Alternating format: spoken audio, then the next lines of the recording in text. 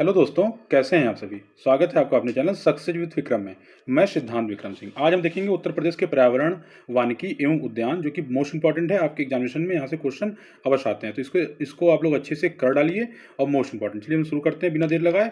और इसी तरीके की 5-5 मिनट की ढेर सारी वीडियोज़ बना के हम डाल दिए हैं, आप लोग अवश्य देख लीजिएगा एग्जामिनेशन हॉल में जाने से पहले पहले अवश्य। देखिए, प्रदेश में पर्यावरण निदेशालय का गठन कब हुआ था? तो आपका 1976 में हुआ था। ठीक है। और प्रदेश में पर्यावरण निदेशालय का क्षेत्रीय कार्यालय कहाँ अवस्थित है? ये क्वेश्चन पूछा जाता है, तो आप बताएंगे कहाँ पे अवस्थित है। ये वाराणसी और मेरठ में अवस्थित है। उत्तर प्रदेश सरकार ने पर्यावरणीय सूचना प्रणाली केंद्र का गठन किया 2005 ईस्वी में। आगे अभी हम सब बताएंगे, जितने भी अभ्यारण्य वगैरह हैं सब बात करेंगे। उत्तर प्रदेश विधान एवं प्रौद्योगिकी परिषद का गठन हुआ 1975 में। मोस्ट इंपॉर्टेंट है, उत्तर प्रदेश विधान एवं प्रौद्योगिकी परिषद का गठन 1975 में हुआ। उत्तर प्रदेश के जैव प्रौद्योगिकी संबंधी विशेष नीति जारी की गई 1998 और 99 में। ये क्वेश्चन यूपीपी में भी पूछा गया है और अन्य एग्जाम में भी। ठीक है। उत्तर प्रदेश डेवलपमेंट कॉर्पोरेशन यूपीडीईसीओ की स्थापना हुई 15 मार्च 1977 में, ये ध्यान रखिएगा। और उत्तर प्रदेश में राज्य सूचना प्रौद्योगिकी विभाग की स्थापना कब हुई? तो आपका 1974 में हुई। और उसके बाद हम देखेंगे उत्तर प्रदेश में कृषि अनुसंधान परिषद की स्थापना कब हुई? तो जुलाई 1998 में। और राजकीय फल संरक्षण की एवं डिब्बाबंद संस्थान की स्थापना की गई है कहाँ पे? तो लखनऊ में। मोस्ट इंपॉर्टेंट है, राजकीय फल संरक्षण एवं डिब्बाबंद संस्थान। चलिए, वानिकी एवं उद्यान देखते हैं हम लोग। उत्तर प्रदेश में कुल वर्णावरण वाला क्षेत्र कितना आपका है? तो 6.88% है आपका टोटल। एक जो है आपका 14,805.65 वर्ग किलोमीटर में फैला हुआ है। उत्तर प्रदेश के कुल वृक्षावरण कितना है? देखिए, वनावरण पूछा था तो 6.88% था, और वृक्षावरण पूछेगा तो 3.048% होगा। ये 7,342 वर्ग किलोमीटर में फैला हुआ है। उत्तर प्रदेश में वन एवं वृक्षादन उत्तर प्रदेश में वन एवं वृक्षादन पूछेगा तो आप 9.198 पे टिक करके आएंगे, जो कि 22,147.65 वर्ग किलोमीटर है। उत्तर प्रदेश में कुल रिकॉर्डेड वन क्षेत्र कितने हैं? तो 6.88% है। देखिए, कुल वनावरण भी उतना ही है, सेम है। ठीक है। चलिए नेक्स्ट देखते हैं। सर्वाधिक अति सघन वन क्षेत्रफल वाला जिला। देखिए, क्वेश्चन पूछता है कि अति सघन क्षेत्रफल वाला जिला आपका लखीमपुर खीरी है। प्रदेश में सर्वाधिक खुले वन क्षेत्रफल वाला जिला पूछता है तो आप सोनभद्र पर टिक करके आएंगे। और उत्तर प्रदेश में सर्वाधिक वन क्षेत्रफल वाला जिला, तो ये भी आपका सोनभद्र ही होगा, दोनों। ठीक है। और उत्तर प्रदेश में न्यूनतम वन क्षेत्रफल वाला जिला आपका भदोही है। और उत्तर प्रदेश में सर्वाधिक वन प्रतिशत वाला जिला, देखिए इंपॉर्टेंट देखिएगा, प्रतिशत वाला जिला पूछेगा तो भदोही करेंगे, सोनभद्र करेंगे अधिक में। और उत्तर प्रदेश में न्यूनतम वन प्रतिशत वाला जिला में भदोही आप टिक करेंगे। ठीक है। तो प्रतिशत के आधार पर बता दिए और वैसे ही बता दिए। चलिए, उत्तर प्रदेश का पहला वन ग्राम कौन सा है? ये क्वेश्चन बार बार पूछा जाता है। तो बेलहत्थी ग्राम आपका ये सोनभद्र में ही अवस्थित है, बेलहत्थी ग्राम। और सामाजिक वानिकी योजना 1979 से 80 ईस्वी के बीच में हुई थी। और उत्तर प्रदेश वानिकी परियोजना मार्च 1998 से शुरू हुई थी। और हरित पट्टी विकास योजना 2012 से 2013 ईस्वी में। और ऑपरेशन ग्रीन योजना मोस्ट इंपॉर्टेंट है 2001 में। ठीक है। तो ये जाने रहिएगा। चलिए नेक्स्ट देखते हैं हम लोग आगे क्या है इसमें खास। अभी प्रमुख वन जीव विहार भी देखेंगे, जीव विहार भी। चलिए हम लोग देखते हैं इसमें। नवाब वाजिद अली शाह प्राणी उद्यान लखनऊ में है। एलन फॉरेस्ट प्राणी उद्यान कानपुर में पूछा जाता है बार बार। लायन सफारी बार बार पूछा जा रहा है कहाँ पे? तो राष्ट्रीय चंबल अभ्यारण्य इटावा में। तो लायन सफारी पूछेगा तो इटावा टिक करके आएंगे।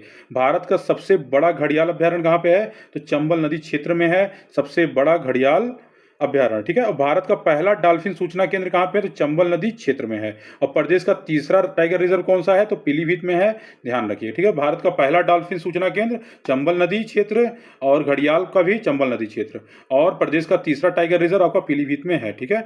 नेक्स्ट है प्रमुख वन्य जीव विहार की बात करेंगे, जो कि पूछता है डायरेक्ट कितने क्या कैसे। तो उत्तर प्रदेश में कुल पक्षी विहार कितने हैं? तो 14 हैं, बिल्कुल गलत नहीं करेंगे। उत्तर प्रदेश में कुल जो है वन जीव विहार पूछता है तो आप जो है टिक करेंगे 12 पे। और फिर पूछेगा कि उत्तर प्रदेश में कुल राष्ट्रीय उद्यान कितने हैं, तो आप टिक करेंगे कुल राष्ट्रीय उद्यान 1 है।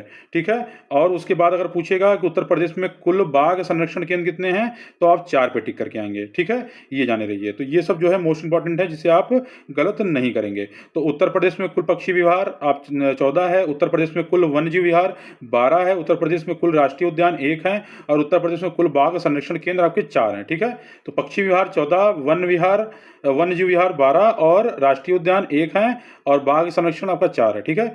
उत्तर प्रदेश का एकमात्र राष्ट्रीय उद्यान आपका दुधवा जो लखीमपुर खीरी में स्थित है। और दुधवा राष्ट्रीय उद्यान का कुल क्षेत्रफल कितना है? तो 490 वर्ग मीटर। ये पूछा गया है बार बार।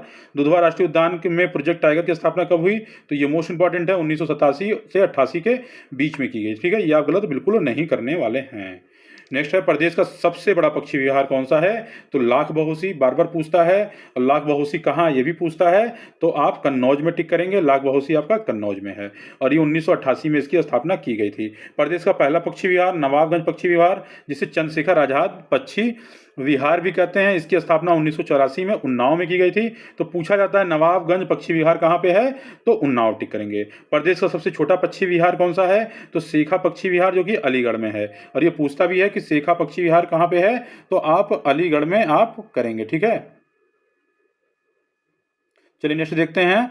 और प्रदेश में प्राणी उद्यान की स्थापना की गई है कानपुर लखनऊ में। भारत का पहला night safari park Greater Noida में। देखिए, प्रदेश में प्राणी उद्यान की स्थापना कानपुर टिक करेंगे। भारत का पहला night safari park Greater Noida tick करके आएंगे। और प्रदेश में बब्बर शेर प्रजनन केंद्र जो है आपका इटावा में। देखिए, सब सारे क्वेश्चन डायरेक्ट देखने को मिलते हैं जो कि मोस्ट इंपॉर्टेंट हैं। ठीक है, और आपका उत्तर प्रदेश का सबसे छोटा वन्यजीव विहार आपका महावीर स्वामी वन्यजीव विहार आपका ललितपुर में अवस्थित है। मोस्ट इंपॉर्टेंट है, सबसे छोटा वन्यजीव विहार। देखिए, प्रमुख पक्षी एवं वन्यजीव विहार देखेंगे हम लोग। तो देखिए, सुहागी बर्मा वन्यजीव विहार पूछता है कहाँ पे है? तो सुहागी बर्मा आपका महाराजगंज में टिक करेंगे। सुहेलदेव वन्यजीव विहार पूछेगा तो श्रावस्ती में टिक करेंगे। उत्तर प्रदेश का सबसे छोटा पक्षी विहार कौन सा है? तो पटना पक्षी विहार, ये एटा में है। और ये उसमें आता है कि निम्न में से कौन सा जो है उत्तर प्रदेश में नहीं, तो उसमें पटना पक्षी विहार दे देता है और लोग कंफ्यूज हो जाते हैं, इसी को टिक कर देते हैं क्योंकि बिहार समझते हैं। और भीमराव अंबेडकर पक्षी विहार आपका प्रतापगढ़ में है। ठीक है, चलिए नेक्स्ट आगे हम लोग देखते हैं, ज्यादा नहीं बचा हुआ है।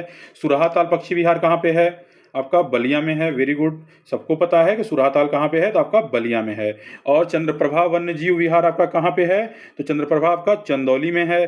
किशनपुर वन्यजीव विहार कहाँ पे है? तो लखीमपुर खीरी में है। चंदौली में देखिए, चंद्रप्रभा चंदौली बार बार पूछता है, 1957 में इसकी स्थापना हुई।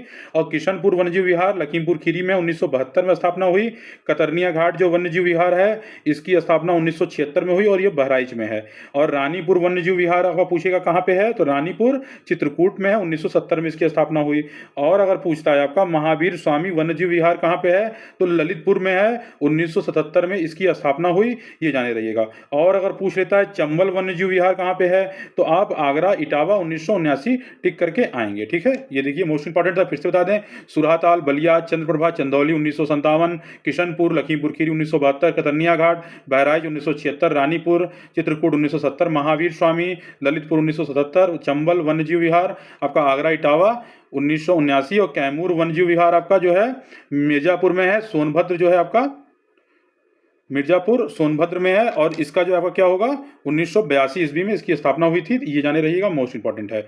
चलिए नेक्स्ट देखते हैं हम लोग। हस्तिनापुर वन्यजीव विहार, ये मेरठ गाजियाबाद मुजफ्फरनगर में है, 1986 में इसकी स्थापना हुई थी। हस्तिनापुर मेरठ में, गाजियाबाद और मुजफ्फरनगर 3 जगह फैला हुआ है, 1986। और शहीद अशफाक उल्ला खां प्राणी उद्यान आपका गोरखपुर में हाल ही फिलहाल बना है, जो कि मोस्ट इंपॉर्टेंट है, आने की संभावनाएं सबसे ज्यादा है। ठीक है, रामसर सूची देखते हैं, लास्ट ये है। ठीक है, चलिए देखते हैं हम लोग। तो रामसर सूची समरसपुर पक्षी विहार रायबरेली में है, सांडी पक्षी विहार आपका हरदोई में है, बखीरा पक्षी विहार संत कबीर नगर में है, समान पक्षी विहार आपका मैनपुरी में है, पार्वती अर्गा पक्षी विहार आपका गोंडा में है, और आपका सूर सरोवर पक्षी विहार आपका आगरा में है, और ऊपरी गंगा पक्षी विहार आपका ब्रजघाट से नरौरा स्ट्रेच में है, नवाबगंज पक्षी विहार आपका उन्नाव में है, हैदरपुर आर्द्रभूमि जो है आपका मुजफ्फरनगर एवं बिजनौर क्षेत्र में है, और बताते चले आपका सरसई नवर झील आपका जो है इटावा में है। ठीक है, तो ये है, फिर से एक बार रिवीजन करा देते हैं आप लोग को क्योंकि ये मोस्ट इंपॉर्टेंट है, रामसर सूची में जुड़ा हुआ इसलिए पूछा जाता है।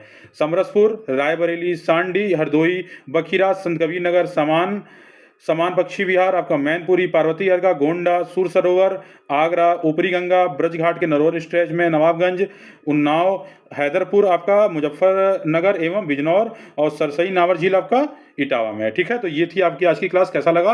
और देखिए जीके जीएस की जो है प्रैक्टिस सेट चल रही है, डेली शाम को 4 बजे लाइव होती है, इसमें जुड़ना बिल्कुल ना भूलें। और यूपी स्पेशल की डेली जो है 12 बजे दोपहर में क्लास होती है, 4-5 क्लास में 372 सॉल्व पेपर हम कंप्लीट करा देंगे। 2 क्लासेज ऑलरेडी इसकी हो चुकी है। और हिंदी की क्लास आपकी प्रातः सुबह 9 बजे होती है, इसको अवश्य देखिए, इसमें जो 11-12 सेट हो चुके हैं। और हेल्पलाइन नंबर का एक वीडियो बनाया है, इसको अवश्य देख लीजिएगा, मोस्ट इंपॉर्टेंट है।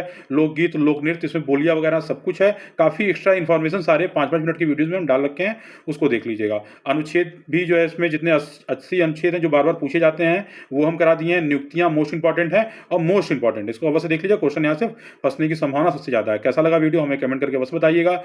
वीडियो को लाइक अवश्य करते रहा करिए और चैनल को सब्सक्राइब कर लीजिए, ठीक है? इस तरीके के नए-नए अपडेट्स आपको लगातार मिलेंगे और मेरे द्वारा सभी तरीके के एग्जाम की तैयारी कराई जाती है, ठीक है? फिर मिलते हैं नेक्स्ट अपडेट में, तब तक के लिए बहुत-बहुत धन्यवाद।